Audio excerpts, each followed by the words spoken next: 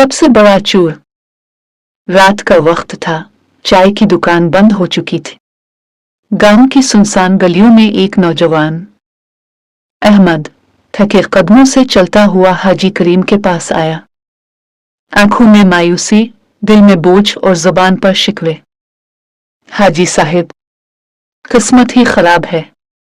चाहे जितनी मेहनत कर लूं, कुछ बदलता ही नहीं। हाजी करीम ने अपनी सफेद दाढ़ी पर हाथ फेरा, गहरी सांस ली और कहा, बेटा, तुझे एक कहानी सुनाऊं। पुराने वक्तों में एक चोर गांव में आता था। वो रुपए ना लेता, सोना ना चराता, लेकिन जो वो ले जाता वो सबसे कीमती होता। अहमद ने हैरान होकर पूछा, क्या लेता था वो?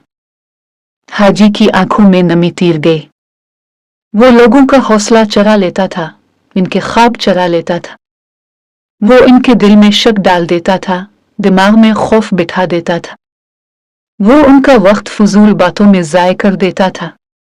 और जब वो लोग होश में आते, इनकी जवानी, इनका वक्त, इनका सब कुछ खत्म हो चुका होता। हाजी ने अहमद के कंधे पर हाथ रखा। आज के दौर में भी वो चोर मौजूद है, बस इसका चेहरा बदल गया है।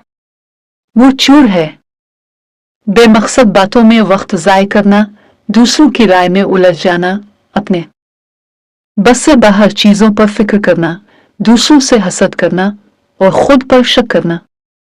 सोचो, टीवी पर लाइनी टॉक शोज देखने का क्या फायदा? ड्रामे हमें क्या दे रहे हैं? टुकटागे हमारी जिंदगी में क्या बदल रहे हैं?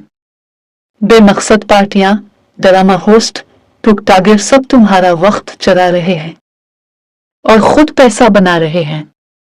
जरा गौर कर, याद रख, हर दिन जो तुम अपने मकसद के बगैर गुजारोगे, वो दिन इस चोर के हाथ चला गया।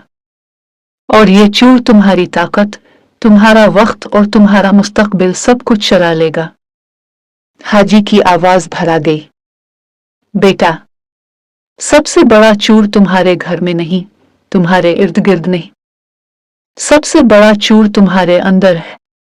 और अगर तुमने इसे आज न पकड़ा, तो एक दिन तुम आईने में खुद को देखोगे और कहोगे, मेरी जिंदगी लूट ली गई और चोर में खुद था।